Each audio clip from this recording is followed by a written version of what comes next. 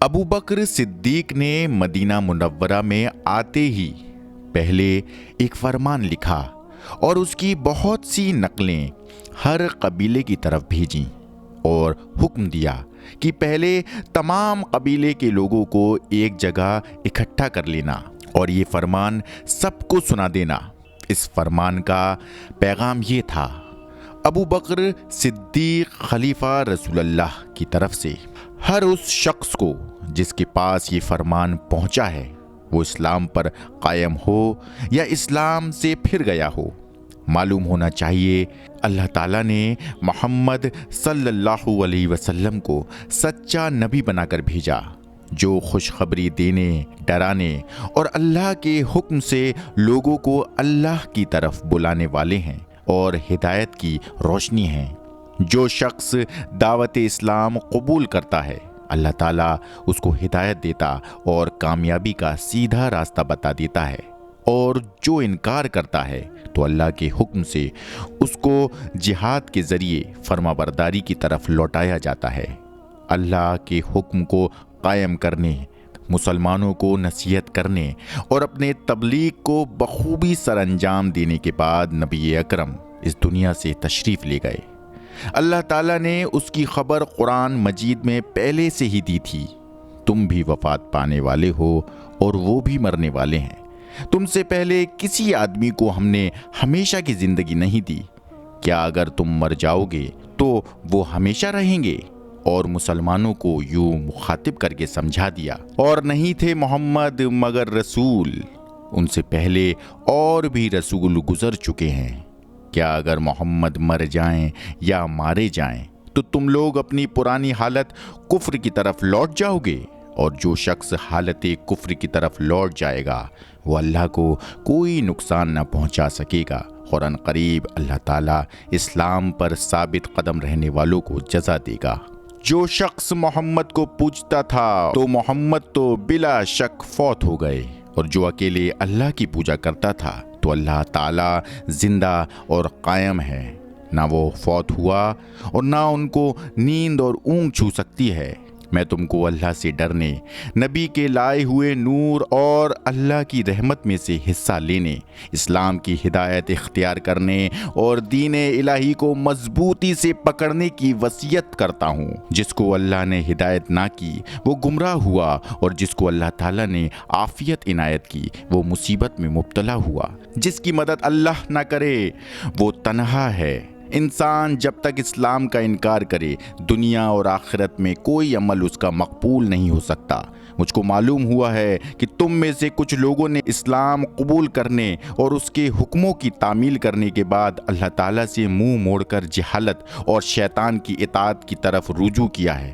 کیا تم اللہ کو چھوڑ کر شیطان اور اس کی اولاد کو دوست بناتے ہو جو تمہارے دشمن ہیں، اور اللہ تعالیٰ فرماتا ہے کہ شیطان تمہارا دشمن ہے؟ تم بھی اس کو اپنا دشمن بناؤ، کیونکہ وہ تو اپنے گروہ کو تمہیں جہنمی بنانے کے لیے آمادہ کرتا ہے۔ میں تمہاری طرف مہاجرین اور انصار کے لشکر کو روانہ کرتا ہوں جو نیکی کی پیروی کرنے والے ہیں۔ میں نے ان کو حکم دیا ہے کہ پہلے اسلام کی دعوت دیے بغیر کسی سے مقابلہ نہ کرنا۔ میں نے حکم دیا ہے کہ جو لوگ اسلام کا اقرار کریں اور برائیوں سے باز رہیں، نیک کاموں سے انکار نہ کریں، ان کی مدد کی جائے، اور جو اسلام سے انکار کریں ان کا مقابلہ کیا جائے اور ان کی کچھ قدر نہ کی جائے۔ جو شخص ایمان لائے اس کے لیے بہتری ہے، ورنہ وہ اللہ کو عاجز نہیں کر سکتا۔ میں نے اپنے قاصد کو حکم دیا ہے کہ میرے اس اعلان کو ہر ایک عام مجمعے میں پڑھ کر سنا دے۔ جب اسلامی لشکر تمہارے قریب پہنچے اور ان کا مؤذن اذان دے تو تم بھی اس کے مقابلے میں اذان دو۔ یہ علامت اس بات کی ہوگی کہ تم نے اسلام قبول کر لیا ہے۔ تم پر حملہ نہ کیا جائے گا، اور اگر تم نے اذان نہ دی تو تم سے پوچھ تاچھ ہوگی، اور انکار کی صورت میں تم پر حملہ کر دیا جائے گا۔ ان فرمانوں کو قاصدوں کے ہاتھ روانہ کرنے کے بعد صدیق اکبر نے 11 جھنڈے تیار کیے اور 11 سردار منتخب فرما کر ایک ایک جھنڈا ہر ایک سردار کو دیا۔ ہر ایک کے ساتھ ایک ایک دستہ فوج کا کیا اور حکم دیا کہ مکہ اور طائف وغیرہ مقامات سے جہاں جہاں اسلام پر ثابت قدم رہنے والے قبیلے ملیں ان میں سے کچھ لوگوں کو ان کے قبیلوں اور گھر بار کی حفاظت کے لیے چھوڑ دیں اور کچھ لوگوں کو اپنے لشکر میں شریک کرتے اور ساتھ لیتے جائیں۔ پہلا علم خالد بن ولید کو دیا گیا اور حکم ہوا کہ پہلے طلیحہ بن خویلد ازدی پر چڑھائی کرو۔ جب اس جنگ سے فارغ ہو جاؤ تو مقام بطا کی طرف مالک بن نویرہ پر حملہ کرو۔ دوسرا علم اکرمہ بن ابو جہل کو دیا گیا اور حکم ہوا کہ یمامہ کی طرف مسیلمہ کذاب پر حملہ کرو۔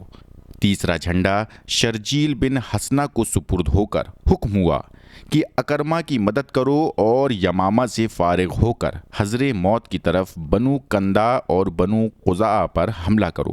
چوتھا جھنڈا خالد بن سعید بن العاصی کو ملا اور حکم ہوا کہ تمام ملک شام کی سرحد پر پہنچ کر اس طرف کے قبیلے کو درست کرو۔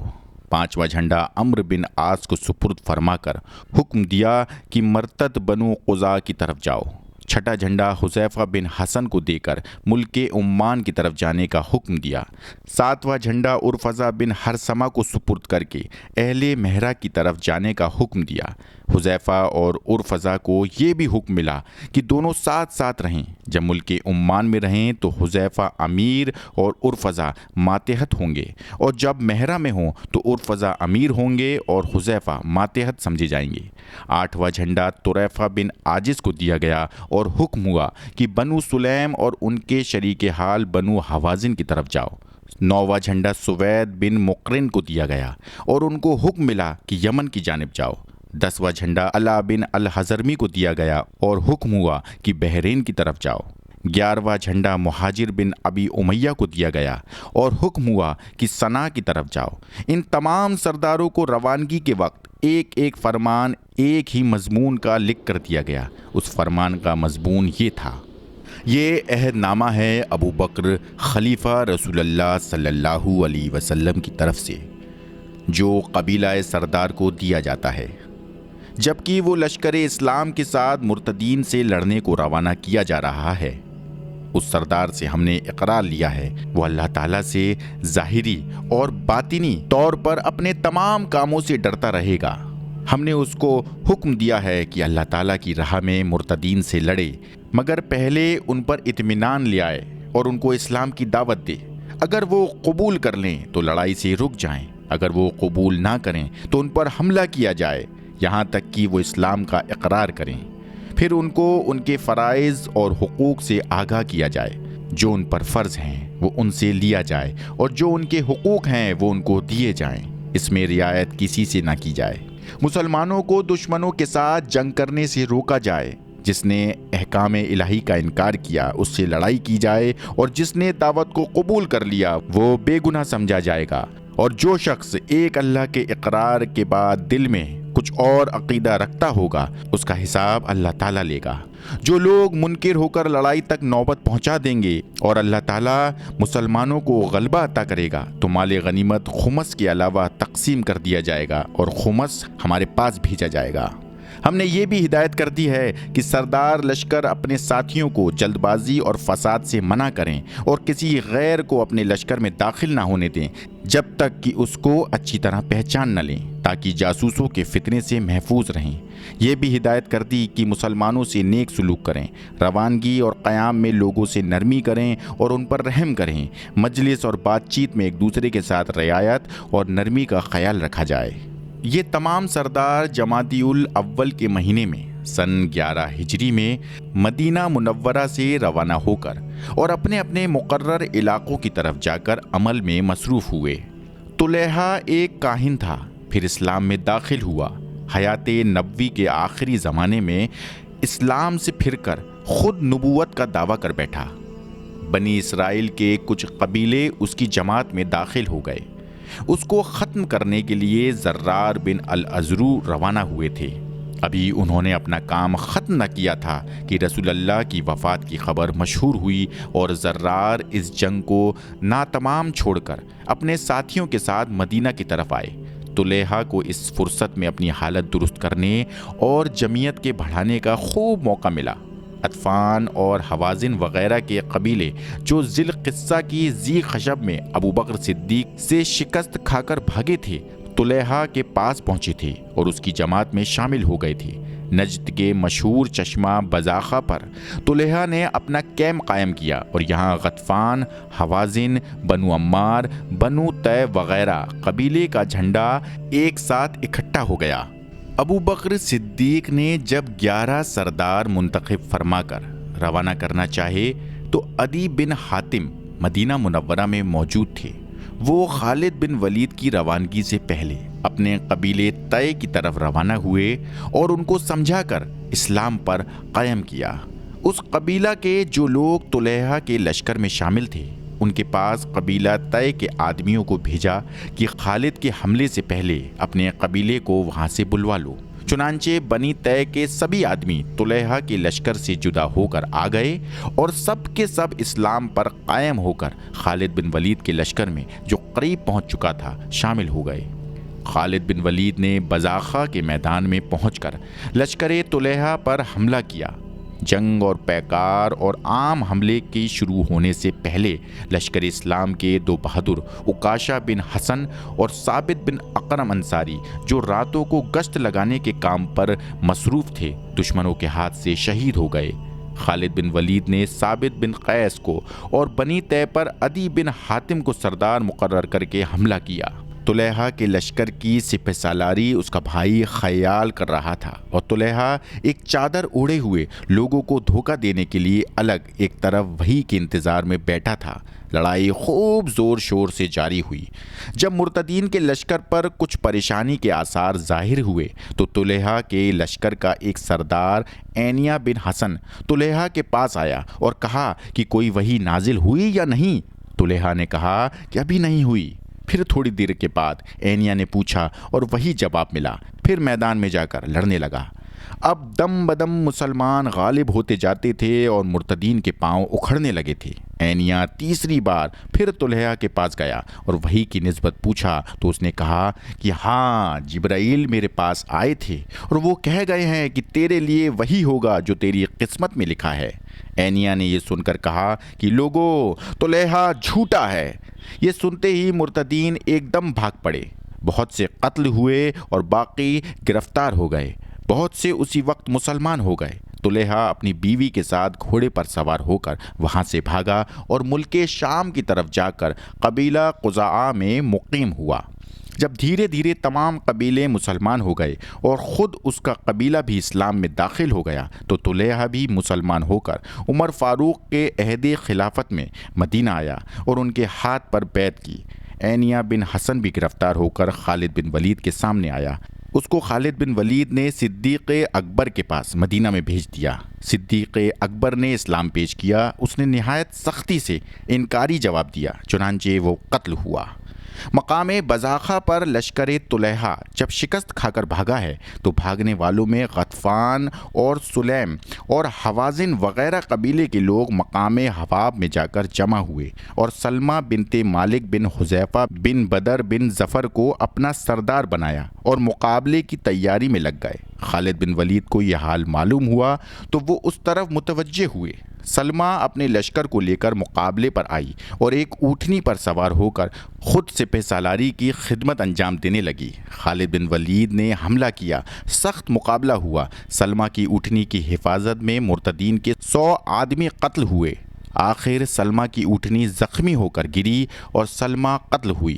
اس کے قتل ہوتے ہی مرتدین سے میدان خالی ہو گیا۔ بنو تمیم کچھ قبیلے اور کچھ بستیوں میں رہتے تھے۔ ان کے علاقے پر نبی اکرم کی زندگی میں کچھ عامل جو کہ انہی کے قوم کے تھے مقرر تھے، جن کے نام مالک بن نویرہ، وقیہ بن مالک، صفوان بن صفوان، قیس بن عاصم وغیرہ تھے۔ جب وفات نبوی کی خبر مشہور ہوئی تو قیس بن عاصم مرتد ہو گیا۔ مالک بن نویرہ نے بھی اس خبر کو سن کر خوشی کا اظہار کیا۔ صفوان بن صفوان اسلام پر قائم رہے اور قیس اور صفوان میں جنگ شروع ہو گئی۔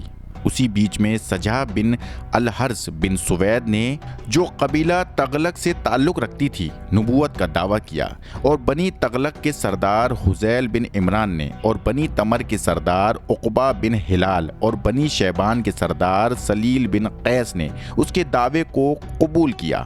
سجا کے پاس 4000 کے قریب لشکر جمع ہو گیا۔ وہ اس لشکر کو لے کر مدینہ پر حملہ کرنے کے ارادے سے چلی کہ بنو تمیم کے دوسرے قبیلے پر حملہ کریں اور اس طرح بنو تمیم کو مجبور کر کے اپنے ساتھ لے کر مدینہ کی طرف جائیں۔ سجا نے بنو تمیم پر حملہ کیا۔ بنو تمیم نے مقابلہ کر کے اس کے لشکر کو شکست دی، مگر پھر صلح ہو گئی۔ اب سجا مالک بن نویرہ اور وقیہ بن مالک کو ساتھ لے کر چلی۔ تھوڑی دور جا کر اور کچھ سوچ کر یہ بنو تمیم کے دونوں سردار جدا ہو کر واپس چلے گئے۔ سجا اپنے لشکر کو لیے ہوئے آگے بڑھی۔ سجا نے اپنے ماننے والوں کے لیے 5 وقت کی نماز تو لازمی رکھی تھی، مگر سور کا گوشت کھانا، شراب پینا اور زنا کرنا جائز قرار دے دیا تھا۔ بہت سے عیسائی بھی اپنا مذہب چھوڑ کر اس کی جمعیت میں شامل ہو گئے تھے۔ اس سجا کو بنی تمیم کی بستیوں سے آگے بڑھ کر معلوم ہوا کہ خالد بن ولید لشکر اسلام لیے ہوئے اس طرف تشریف لا رہی ہیں۔ ادھر مسیلمہ کذاب کی کثیر جماعت کا حال سن کر اس کو شک ہوا کہ کہیں وہ بھی نبوت کا مدعی ہونے کے سبب مخالفت پر تیار نہ ہو جائے۔ مسیلمہ کذاب نے جب سجا کے لشکر کا حال سنا تو وہ بھی اپنی جگہ شک اور شبہ میں پڑ گیا۔ ایک طرف اسلامی لشکر کا خطرہ ہے اور دوسری طرف سجا بڑی فوج لیے ہوئے نکلی ہے۔ اگر اس طرف دھیان ہو گیا تو بڑی دقت پیش آئے گی۔ ادھر اکرما اور شرجیل بھی اپنی فوج لیے ہوئے یمامہ کے قریب پہنچ چکے تھے اور مسیلمہ اور سجا کو ایک دوسرے کا شریک کار سمجھ کر احتیاط کے کام میں لا رہے تھے۔ آخرکار مسیلمہ نے سجا کو خط لکھا کہ تمہارا ارادہ کیا ہے؟ سجا نے جواب دیا کہ میں مدینہ پر حملہ کرنا چاہتی ہوں، میں نبی ہوں اور سنا ہے کہ آپ بھی نبی ہیں، لہٰذا مناسب یہ ہے کہ ہم دونوں مل کر مدینہ پر حملہ کریں۔ مسیلمہ نے فوراً پیغام بھیجا کہ جب تک محمد زندہ تھے اس وقت تو میں نے آدھا ملک ان کے لیے چھوڑ دیا تھا اور آدھے ملک کو اپنا علاقہ سمجھتا تھا، اب ان کے بعد تمام ملک پر میرا حق ہے، لیکن چونکہ تم بھی نبوت کی مدعی ہو لہٰذا میں آدھی پیغمبری تم کو دے دوں گا۔ بہتر یہ ہے کہ اپنے لشکر کو وہیں چھوڑ کر تنہا میرے پاس چلی آؤ تاکہ تقسیم پیغمبری اور مدینہ پر حملہ کرنے کے متعلق تم سے تمام گفتگو اور مشورہ ہو جائے۔ سجا یہ پیغام پاتے ہی مسیلمہ کی طرف روانہ ہو گئی۔ اس نے اپنے قلعے کے سامنے ایک خیمہ کھڑا کیا تھا، سجا کو اس میں اتارا، دونوں کی بات چیت ہوئی۔ سجا نے مسیلمہ کی پیغمبری کو تسلیم کیا، اس پر ایمان لائی، پھر دونوں کا نکاح ہو گیا۔ نکاح کے بعد سجا 3 دن تک مسیلمہ کے پاس رہی۔ وہاں سے رخصت ہو کر اپنے لشکر میں آئی تو لشکر والوں نے کہا کہ نکاح کا مہر کہاں ہے؟ یہ بے مہر کیسا نکاح تو نے کیا ہے؟ وہ پھر مسیلمہ کے پاس گئی تو مسیلمہ نے کہا کہ میں نے تیرے مہر میں تیری جماعت کے لیے 2 نمازیں یعنی عشاء اور فجر کی نماز معاف کر دی ہے۔ سجا وہاں سے رخصت ہو کر آئی۔ حذیل اور عقیہ کو یمامہ کی آدھی پیداوار وصول کرنے کے لیے چھوڑ کر روانہ ہوئی تھی کہ خالد بن ولید جو بنو تمیم کی طرف بڑھے چلے آ رہے تھے سامنے آ گئے۔ خالد بن ولید کو دیکھتے ہی سجا کے ساتھی بھاگ گئے اور وہ بہت دقتوں کے ساتھ اپنے قبیلہ بنی تغلب میں مقام جزیرہ پہنچ کر گمنامی کی زندگی بسر کرنے لگے۔ خالد بن ولید جب بنو تمیم کے علاقے میں پہنچے تو وہاں کے ان لوگوں سے جو اسلام پر قائم تھے کوئی لڑائی نہیں کی، لیکن جو مرتد ہو گئے تھے وہ گرفتار اور قتل کیے گئے۔ مرتد اور مسلمان کی پہچان اذان کے ذریعے ہوتی تھی، جیسا کہ فرمان صدیق میں بیان ہو چکا ہے۔